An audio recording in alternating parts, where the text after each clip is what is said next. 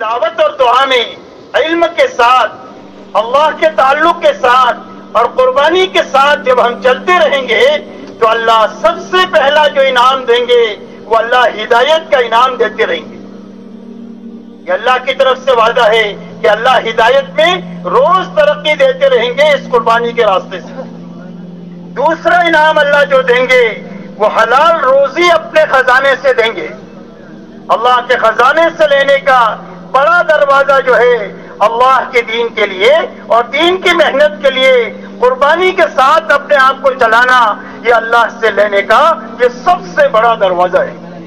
اسے اللہ اپنے خزانے سے حلال روزی عطا فرمائیں گے۔ تیسرا انعام اللہ یہ دیں گے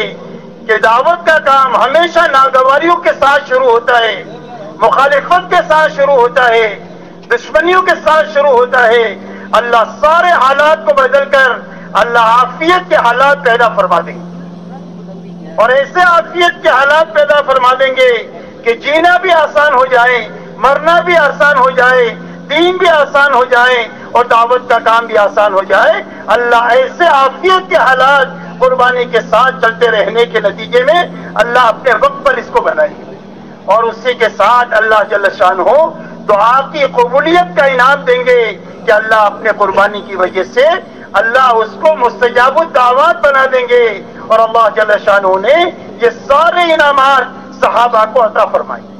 اسی لیے اللہ جل شانہ قرآن پاک میں فرماتے ہیں وَاذْكُرُوا إِذْ أَنْتُمْ قَلِيلٌ مُسْتَضْعَفُونَ فِي الْأَرْضِ تَخَافُونَ أَنْ يَتَخَطَّفَكُمُ النَّاسُ فَآوَاكُمْ وَأَيَّدَكُمْ بِنَصْرِهِ وَرَزَقَكُمْ مِنَ الطَّيِّبَاتِ لَعَلَّكُمْ تَشْكُرُونَ۔ اللہ جل شانہ فرماتے ہیں صحابہ سے یاد کرو اس زمانے کو جب تم بہت تھوڑے تھے اور بہت کمزور تھے، ہر وقت میں تم کو یہ ڈر لگا رہتا تھا کہ مکہ کے بے ایمان ابھی ہم کو صفحہ ہستی سے مٹا دیں گے۔ اللہ جل شانہ نے تم کو ٹھکانہ دیا، تمہاری مدد کیا اور تمہارے لیے حلال روزی کا اور پاکیزہ روزی تم کو عطا فرمائی تاکہ تم اللہ کا شکر ادا کرو۔ اسی لیے صحابہ 1000 سال تک دنیا کے پیچھے دنیا کے راستے سے محنت کرتے تو ان کے وہ حالات نہیں بن سکتے تھے جو حالات اللہ نے صرف 25 سال کے عرصے میں بنا دیے۔ 23 سالہ نبوت کا زمانہ ہے محنت کا، مٹنے کا اور اپنے کو کھلانے کا، اور صدیق اکبر رضی اللہ تعالیٰ عنہ کا 2 سال سے کچھ زیادہ زمانہ یہ لگانے اور مٹانے کا ہے۔ اور اس کے بعد اللہ تعالیٰ نے ایسے خزانے غیب کے صحابہ کے قدموں میں ڈالے کہ صدیوں تک کھاتے رہے، کھلاتے رہے اور ختم ہو کر کے نہیں دیے، اور اللہ نے ایسے عافیت کے حالات پیدا فرما دیے کہ کوئی مدینہ منورہ کی طرف میلی نگاہ سے دیکھ نہیں سکتا۔ اگر میلی نگاہ ڈالے گا تو آنکھ پھوڑ دی جائے گی، اور اگر پیر لمبے کرے گا اس کے پیر توڑ دیے جائیں گے، اور ہاتھ لمبا کرے گا مدینہ منورہ کی طرف تو ہاتھ کاٹ دیا جائے گا۔ اللہ نے ایسے عافیت کے حالات پیدا فرما دیے۔ ہمارے ایسا نہیں ہے کہ کوئی کام اچھا کرے گا تو اس کو کوئی انعام ملے گا، نوبل پرائز ملے گا، یا کام نہیں کیا تو جرمانہ لگے گا۔ ہماری اس محنت میں سب سے بڑی چیز کام کی سمجھائش ہے کہ اتنا کام سمجھایا جائے، اتنا کام سمجھایا جائے کہ ہمارے کام کرنے والے عملے اور جماعتوں کے ذہنوں میں کام کے علاوہ کوئی داعیہ بچے ہی نہیں، صرف ان کے ذہنوں میں کام ہو۔ جب کام لے کر یہ جائیں گے تو کام کے لیے جان لگا دیں گے، اور جب ذہنوں میں کام نہیں ہوگا تو معمولی آزار کی بنیاد پر قدم اکھڑ بھی جائیں گے اور جماعت آپس میں لڑ بھی پڑے گی۔ اس لیے میرے دوستوں ان بنیادوں کو سمجھائش میں لانا، آپ اور ہم جانتے ہیں کہ شروع میں جو جماعتیں چلی ہے اتنی کمزور جماعتیں چلی ہے کہ جو کتابیں دیکھ کر پڑھنا نہیں جانتی،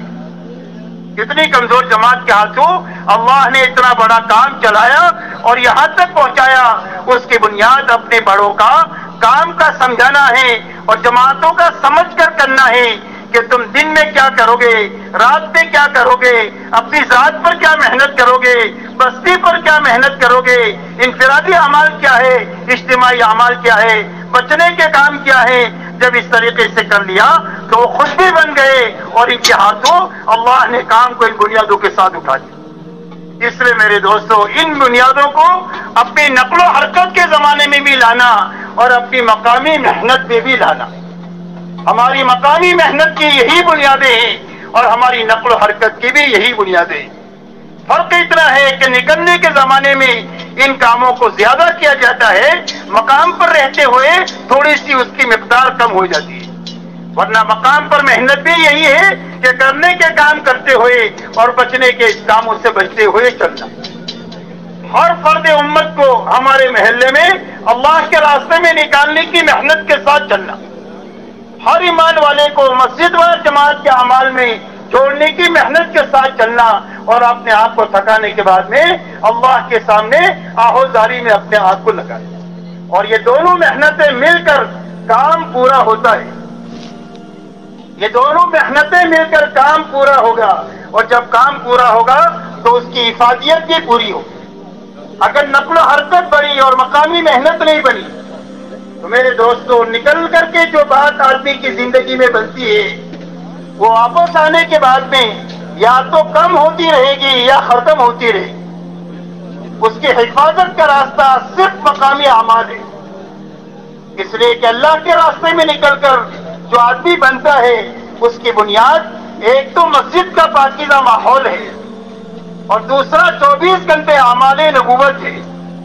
کہ کبھی یہ دعوت میں لگا ہوا ہے، کبھی سیکھنے سکھانے میں لگا ہوا ہے، کبھی اللہ کی عبادت میں اللہ کے سامنے دعا میں لگا ہوا ہے، کبھی اپنی جان مال سے اپنے ساتھیوں کو اور اللہ کی مخلوق کو راحت پہنچا رہا ہے، اور کبھی رات کو اللہ کے سامنے آہوزاری کر رہا ہے، جس کے نتیجے میں ایک آدمی نکلنے سے پہلے فرائض کا اہتمام نہیں ہوتا، لیکن اللہ کے راستے میں نکل کر تہجد گزار بن جاتا ہے۔